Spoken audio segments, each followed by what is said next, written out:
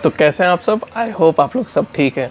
Q&A 7 में आपका स्वागत है। सभी क्वेश्चंस रेडी हैं। अगर कोई क्वेश्चन मिस हो गया है तो पूछ लीजिएगा। कोशिश यही है कि मैक्सिमम क्वेश्चंस कवर किए जाएं, और अगर कोई रिपीट क्वेश्चन होगा तो जनरली मैं अवॉइड करूंगा, क्योंकि अननेसेसरी Q&A सेशन बहुत लंबा हो जाता है। तो चलिए शुरू करते हैं पहले क्वेश्चन से। सनी भाई ने पूछा है, खुद से कंफर्म टिकट लेना हो तो क्या करना चाहिए? भाई करंट सिनारियो में जबकि 60 डेज़ की बुकिंग आजकल हो रही है, तो उसमें तो एक ही राय है, जितना जल्दी हो सके टिकट ले लें, वो बेस्ट है। अगर कंफर्म सीट आपको चाहिए, और ख़ास तौर से अगर आपको आपके पसंद की सीट चाहिए तो, क्योंकि आजकल टिकट्स बहुत जल्दी बुक हो जाते हैं। और मैंने ये भी देखा है कि RAC तक RAC ही रह जा रहा है, जबकि कोई ऐसा हॉलीडे टाइम भी नहीं है। फुरकान भाई का नेक्स्ट क्वेश्चन है, इन्होंने पूछा था नीलगिरी एक्सप्रेस के वीडियो पे कि मैंने जो RAC और तत्काल टिकट कैंसिल किया था तो उस पर मुझे कोई भी रिफ़ंड मिला था। एक्चुअली भाई को ऐसा शायद लगा कि शायद कोई भी रिफ़ंड नहीं मिला होगा। मैंने RAC जब RAC था तभी कैंसिल कर दिया था, और तत्काल का भी जब वेटिंग था तभी मैंने कैंसिल कर दिया था। चार्ट प्रिपेयर के टाइम नहीं कैंसिल किया था। हुआ ये था कि चीरन एक्सप्रेस का चार्ट बाद में बनता है और नीलगिरी एक्सप्रेस का चार्ट पहले ही बन जाता है, आधा घंटे या पौना घंटा पहले ही बन जाता है। तो मैं एक्चुअली ट्रैक कर रहा था, और जैसे ही मैंने देखा कि नीलगिरी एक्सप्रेस के 2AC में 2 सीट खाली है, मैंने तुरंत बुक कर दिया, और फॉर्चुनेटली वो एक सीट मुझे मिल गई।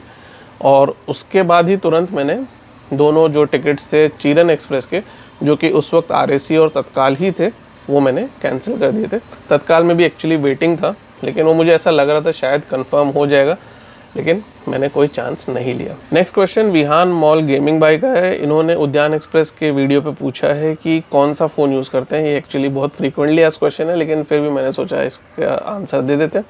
सैमसंग का ही जनरली फ़ोन यूज़ कर रहे हैं। अभी भी जो भी आप वीडियोस देख रहे हैं वो सैमसंग के S23 अल्ट्रा पे ही जनरली शूट किए गए।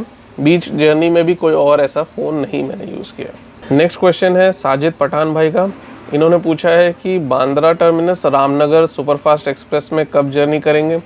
तो भाई उसमें टिकट्स तो है ही नहीं। और भाई ने फिर ये भी पूछा कि 2 महीने पहले भी टिकट देख रहे हैं तो वेटिंग आ रहा है। तो हाँ भाई, ये बात तो सही है। आप लोग भी चेक करेंगे तो आप देखेंगे कि अगर आप जिस दिन की भी बुकिंग ओपन हो गई है, अगर वो ट्रेन की डिमांड ज़्यादा है तो भाई वेटिंग हो जाता है, RAC हो जाता है। तो नेक्स्ट क्वेश्चन है समीर शेख भाई का। इन्होंने पहला क्वेश्चन पूछा है, कर्नाटका घूमने जाएं तो कैसा रहेगा? उद्यान एक्सप्रेस के वीडियो पे पूछा था। तो इस वक्त तो काफ़ी अच्छा क्लाइमेट होगा। वैसे भी कर्नाटका में अगर आप मैसूरू या बेंगलुरु या कोई भी हिल स्टेशन जाएंगे तो जनरली क्लाइमेट काफ़ी प्लेजेंट रहता है। और नेक्स्ट क्वेश्चन इनका बाद में ये भी था कि दार्जिलिंग अगर जाएँ तो कैसे जा सकते हैं? तो दार्जिलिंग अगर आपको जाना है तो या तो पहली चीज़ आप न्यू जलपाईगुड़ी पहुंच जाइए, फिर वहां से आप टॉय ट्रेन ले सकते हैं। वो भी एक अच्छा यूनिक एक्सपीरियंस रहेगा, लेकिन वो टाइम ज़्यादा लेती है। और आप कैब भी ले सकते हैं, और दूसरा आप फ्लाइट से पहुंच जाइए और वहां से भी आपको कैब या कोई ऐसी सर्विस मिल जाएगी। नेक्स्ट क्वेश्चन है नोनी शर्मा का। इन्होंने अंदौरा न्यू दिल्ली वंदे भारत एक्सप्रेस के वीडियो पे पूछा है कि जो टिकट फेयर 1275 रुपये है, इसमें फूड चार्जेस इंक्लूडेड है या नहीं, और क्या इसका सीन है? तो भाई फूड चार्जेस उसमें इंक्लूडेड है 1275 में। और अगर मैं कोई भी फेयर आपको प्रीमियम ट्रेन का बताता हूँ तो जनरली मेरी कोशिश यही रहती है कि आपको फेयर भी बता दूँ जिसमें फूड चार्जेस इंक्लूडेड रहेगा, और अलग से कैटरिंग चार्जेस भी मैं आपको स्क्रीन पे डिस्प्ले करके आपको बता दूँगा। तो आप अगर वीडियो कोई भी प्रीमियम ट्रेन का देखेंगे मेरे चैनल पे, तो आपको खाने के चार्जेस अलग से और खाने के चार्जेस के साथ साथ टिकट का अगर कंबाइन जो पैकेज जो चार्ज होता है वो आपको पता चल जाएगा। अगर आप खाने से ऑप्ट आउट करते हैं तो आपका फेयर कम हो जाएगा।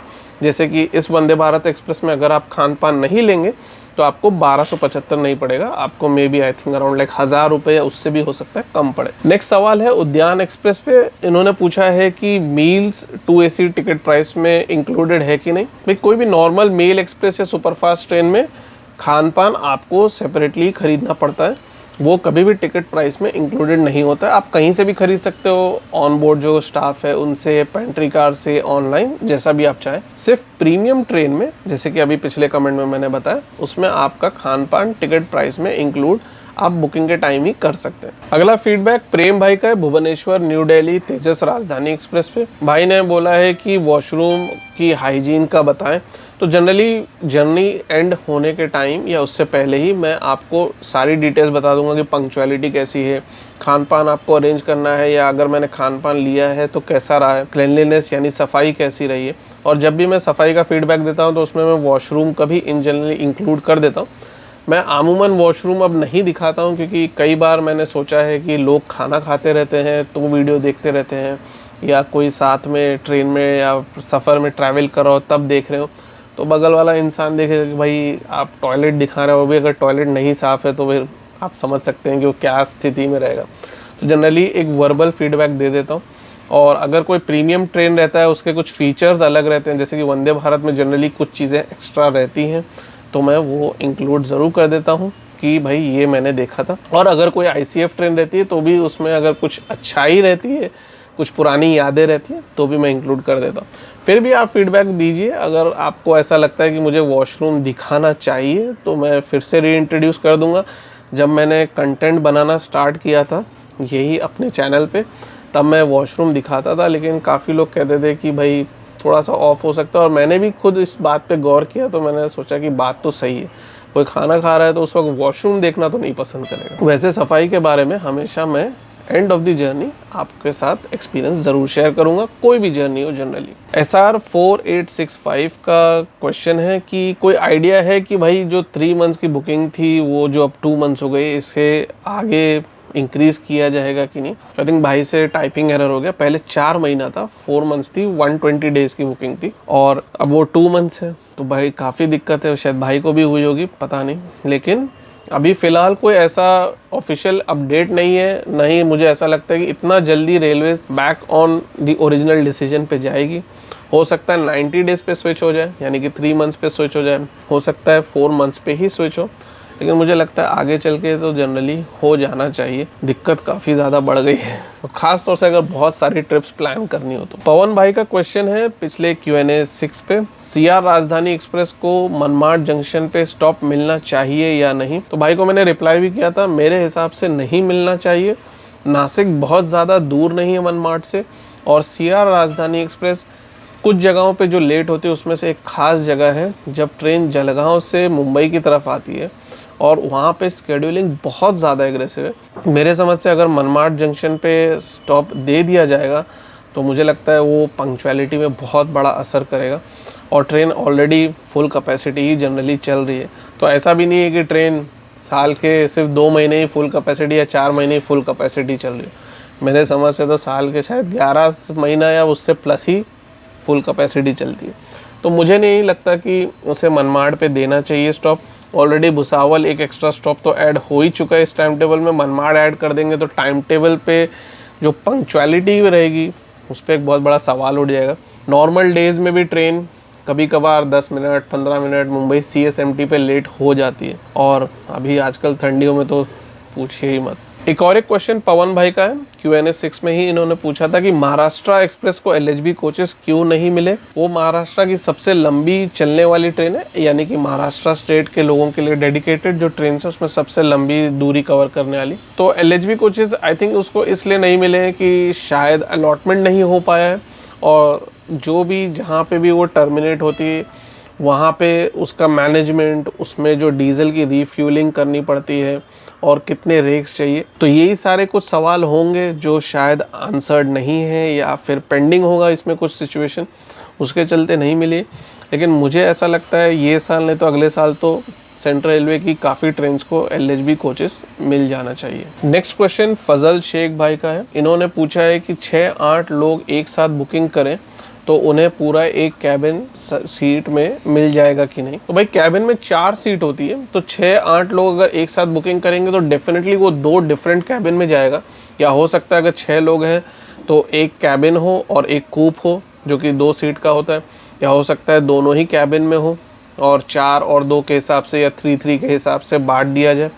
तो वो तो एल्गोरिदम और आपने कितना जल्दी बुक किया उसके ऊपर डिपेंड करता है। नेक्स्ट क्वेश्चन उस्मान भाई का है। भाई ने उर्दू में क्वेश्चन पूछा है, एक्चुअली मैं आपको शॉर्ट में बता देता हूँ, इनका क्वेश्चन इंपॉर्टेंट है और इन्होंने क्या पूछा है। इन्होंने पूछा है कि अगर कोई ट्रेन जैसे कि LTT से गोरखपुर जा रहे हैं और वो अगर 4 घंटा डिले हो जाती है रनिंग में तो क्या उसका रिफ़ंड मिलता है।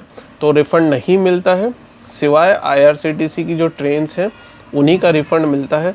जितना मेरी जानकारी है डीले का रिफ़ंड इंडियन रेलवेज़ नहीं देती है, और जो IRCTC की ट्रेन्स हैं वो प्राइवेटली ओन्ड है तो उनके डीले में फंड देती है। नेक्स्ट क्वेश्चन फुरकान भाई का है। इन्होंने पूछा है कि हुसैन सागर एक्सप्रेस और हैदराबाद एक्सप्रेस दोनों का रेक शेयरिंग मुंबई CSMT और हैदराबाद में होता है। तो एक्चुअली हाँ, वैसे ही कुछ मैनेज होता है। हैदराबाद एक्सप्रेस जो सुबह पहुंचती है वो हुसैन सागर एक्सप्रेस दोपहर बन के जाती है मुंबई। दोनों में मैंने जर्नी किया है। और जो हैदराबाद एक्सप्रेस रात को चलती है हैदराबाद से, वो दोपहर में पहुंचती है मुंबई और फिर वो रात को जाती है हुसैन सागर एक्सप्रेस बन के रिटर्न हैदराबाद। तो वो इस तरह से कुछ चलता है। आई थिंक दोनों के स्पेसिफिक डेडिकेटेड तरीके से रेक्स हैं, तो उसी हिसाब से रेक शेयरिंग है और दोनों ही जगह रेक शेयरिंग चलती है। इसी के चलते उसके कोचेस भी काफ़ी कम है, क्योंकि मुंबई CSMT पे पिट लाइन काफ़ी छोटी है। नेक्स्ट क्वेश्चन शाइनी S575 का है। इन्होंने मुंबई LTT चेन्नई एक्सप्रेस 12163 की जर्नी पे पूछा है, स्लीपर में बुकिंग होने पर भी एडजस्ट करना पड़ता है क्या? तो बिल्कुल एडजस्ट करना पड़ेगा, लेकिन कल्याण तक ज़बरदस्त क्राउड आता है। ख़ास तौर से थाने पे तो टेरिफिक क्राउड आता है। वो तो 3 AC के दरवाजे और कोचेज़ में भी घुस जाते हैं। स्लीपर में भी मैंने जर्नी किया है, वो तो जर्नी गलती से डिलीट हो गई थी, नहीं तो वो भी आपके साथ कंटेंट रहता। और भाई साहब ऐसा तरीके से घुसते हैं कि आप अगर थोड़ा सा इधर उधर हो जाएं तो आपकी सीट पे आपको कम से कम 5-10 लोग बैठे मिलेंगे, जबकि वो कल्याण पे उतर जाते हैं। कुछ रह जाते हैं जो करजत तक जाते हैं और कुछ आगे जाते हैं, तो वो तो बहुत, जैसे कहना चाहिए कि नंबर्स ऑफ पीपल कम होते चले जाते हैं, लेकिन मेजॉरिटी कल्याण तक के लिए रहते हैं और थाने पे बोर्ड करते हैं। और मैं आपसे एक ही चीज़ कहूँगा, जनरली कोई भी शाम की ट्रेन अगर आप बोर्ड कर रहे हैं मुंबई में सेंट्रल रेलवे में, और अगर आप देखते हैं कि उस ट्रेन का स्टॉप थाने है, तो तैयार रहिए स्लीपर क्लास में उसमें ज़बरदस्त लोग घुसते हैं। इसकी आप कंप्लेन भी कर सकते हैं, मैंने भी किया है। कुछ नहीं होता है, कल्याण निकल जाएगा, करजत निकल जाएगा, फिर कोई आएगा बोलेगा अच्छा आपके यहाँ कोई आया था, हाँ आप बोलेंगे आके गया भी। तो वही हिसाब से चलता है, सेंट्रल रेलवे को भी पता है और तबीयत से चढ़ा जाता है। तो ये चीज़ के लिए तैयार रहिए। रिटर्न में भी होती है प्रॉब्लम। सुबह कल्याण पे ट्रेन्स में चढ़ते हैं और वो थाने पे दादर पे उतरते हैं और स्लीपर क्लास में तमाशा रह गई, और पंजाब मेल में तो ख़ास तौर से। अगला क्वेश्चन है शैंटी 3388 का। अवंतिका एक्सप्रेस के 3 AC इकोनॉमी क्लास की फुल जर्नी पे भाई ने पूछा था कि चार्जिंग स्लॉट मिडिल बर्थ के लिए होता है क्या? तो भाई इस वीडियो में मैंने डेडिकेटेड बताया है, लेकिन कुछ 3 AC इकोनॉमी के कोचेज़ में शायद आई थिंक चेंजेस लाए हैं, तो हर सीट के लिए डेडिकेटेड चार्जिंग पॉइंट मिल जाएगा।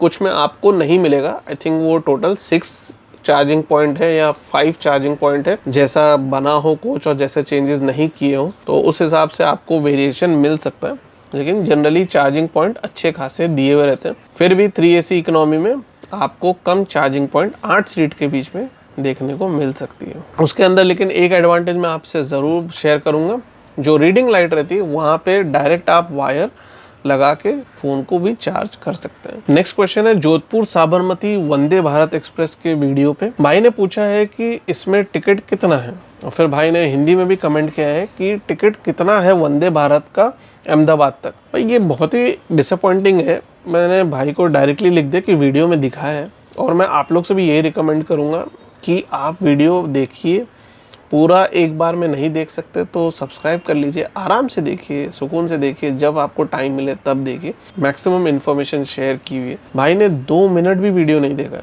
ये मैं आपको अभी से ही बता सकता हूँ, क्योंकि पहले 2 मिनट में ही मैंने बता दिया फेयर क्या। अब आप सोचिए कि आप अगर 2 मिनट भी नहीं वीडियो देखेंगे और आपको ऐसा लगेगा कि कोई भी इंसान वो सारी इन्फॉर्मेशन पहले ही मिनट में दे दे, तो वो तो पॉसिबल नहीं है। खान पान, पंक्चुअलिटी, टाइम टेबल, ट्रेन की इन्फॉर्मेशन, सब चीज़ एक सिरे से ही आदमी पूरी जर्नी में एक्सप्लेन करेगा और शेयर करेगा। तो मेरी यही राय है, मेरी यही सजेशन है, पूरा वीडियो देखिए तो आपको अच्छी डिटेल्ड इन्फॉर्मेशन मिल जाएगी। मैं मानता हूँ कि हमसे भी कुछ इन्फॉर्मेशन मिस आउट हो सकती है, तो बिल्कुल पूछिए, आपको वो इन्फॉर्मेशन का भी आंसर मिल जाएगा। तो फाइनल क्वेश्चन है स्नूप पूना का। भाई ने पूछा है कि क्या मैं कोई टिप पे करता हूँ कैटरिंग स्टाफ को, अगर मैं पे करता हूँ तो कितना? तो भाई मैं टिप नहीं पे करता किसी को भी। प्रीमियम ट्रेन्स में, खास तौर से राजधानी दुरंतो में, ये एक इश्यू है कि वो टिप सामने से मांगते हैं जब आपकी जर्नी एंड होने वाली होगी तो। लेकिन मैं साफ इनकार कर देता हूँ। हाँ, मैंने कुछ जर्नीज़ में आप टिप कह लीजिए या इनाम कह लीजिए मैंने दिया है। जैसे डिब्रूगढ़ टाउन न्यू दिल्ली राजधानी एक्सप्रेस में वो स्टाफ बहुत ही अच्छा था।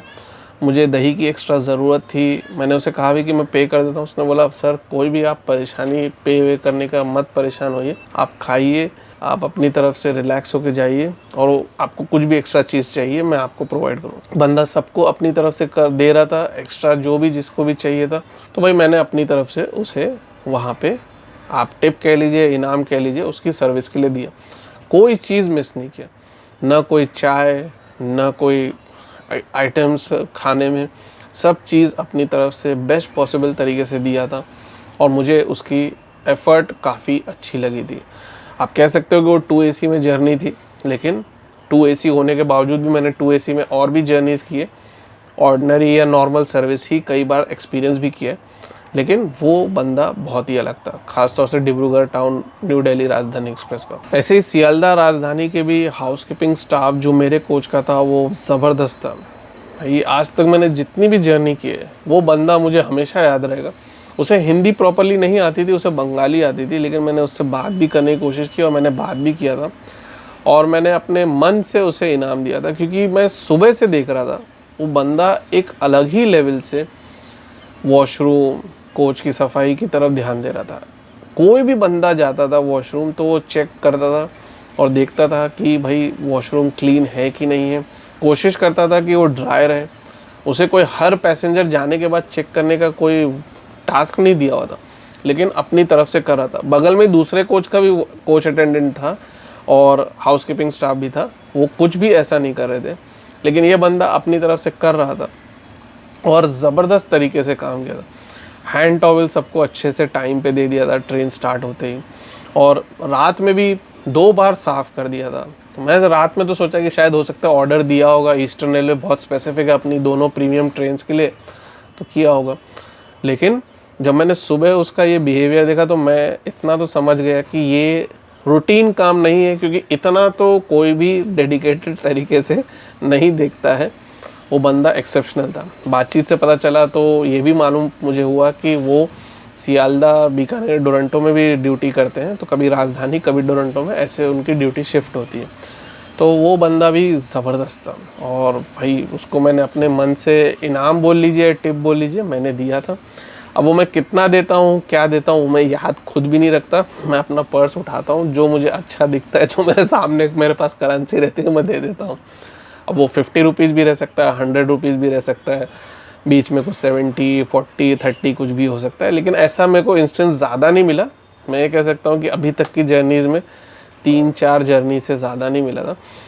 न्यू जलपाईगुड़ी वाली वंदे भारत एक्सप्रेस में स्टाफ बहुत अच्छा था, लेकिन वो लेडीज़ थे और मैं जनरली इतना इंटरेक्ट नहीं करता हूँ, तो मैंने इतना ज़्यादा उनको कमेंट नहीं करना चाहा, क्योंकि कौन किस तरह से फीडबैक लेता है मुझे कमेंट नहीं करना है। लेकिन पॉजिटिवली भी ले सकते हैं, कुछ और भी लोग इंटरप्रेट कर सकते हैं, तो इसलिए मैंने अवॉइड किया। लेकिन वो भी स्टाफ बहुत ही अच्छा था और हर चीज़ बहुत उससे ध्यान दे रहा था। मेरे को पैसेंजर को तो कुछ स्पेसिफिक चाय चाहिए थी, उनको वो प्रीमिक्स वाली चाय भी नहीं चाहिए थी, तो वो भी वो प्रोवाइड कर रहे थे। तो ओवरऑल वो भी बंदे लोग, और जो उसमें फ़ीमेल स्टाफ थी वो भी बहुत ही बढ़िया तरीके से कैटरिंग कर रही थी। तो मैं ये कह सकता हूँ कुछ जगहों पे आपको एक्सेप्शनल सर्विस मिल जाएगी, आपको देना हो आप अपनी मर्ज़ी से दे सकते हो। वरना नॉर्मल सर्विस मुंबई राजधानी में तो तीनों क्लास में जर्नी किया है, और मैंने CR राजधानी में भी जर्नी किया है, और भी बहुत सारी राजधानी एक्सप्रेस में मैंने जर्नी किया है। सब ठीक ठाक ही है भाई। कितने में तो कुछ लोग बोलते हैं कि बहुत ही बुरा हाल है।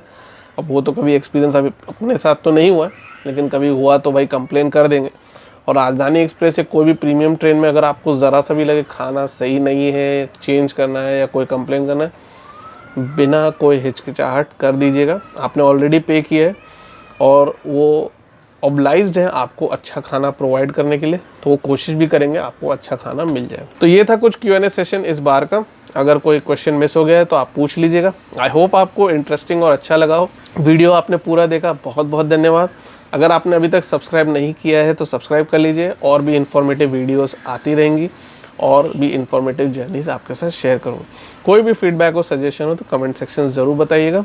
अपना ख्याल रखिएगा, ट्रैवल करें सेफली। मिलेंगे फिर कोई नेक्स्ट वीडियो में या फिर कोई जर्नी में। तब तक के लिए गुड बाय।